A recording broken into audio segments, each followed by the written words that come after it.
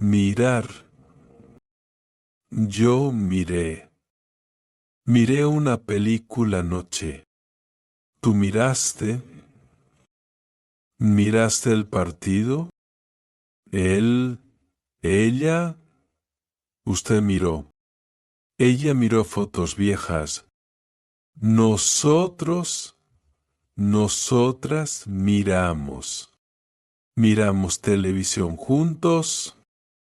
Vosotros, vosotras, mirasteis. ¿Mirasteis algo interesante? Ellos, ellas, ustedes miraron. Ellos miraron los fuegos artificiales.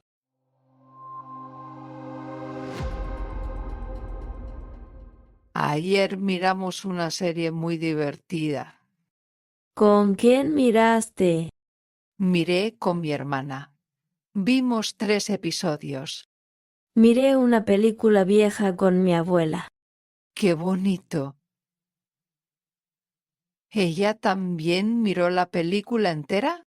Sí, miró todo sin dormirse y eso es raro. Miramos algo en familia el domingo. ¿Y tus primas? Ellas miraron el partido de fútbol en la tarde. Yo también. Miré solo los últimos 10 minutos. ¿Miraste el gol final? Fue increíble. Sí, miré justo a tiempo. Mis tías también miraron el juego y gritaron mucho. A veces solo miramos por estar juntas. Es lo mejor, no importa lo que miremos si lo compartimos. Exacto. El otro día miramos un documental y terminamos llorando. Miré uno similar la semana pasada. Muy emotivo. ¿Tu mamá miró contigo? Sí, miró toda la historia sin decir una palabra. A mí me encanta cuando miramos cosas que nos hacen sentir. Totalmente. Ayer también miramos fotos viejas y reímos mucho. Esos momentos no se olvidan. Siempre vale la pena mirar juntas.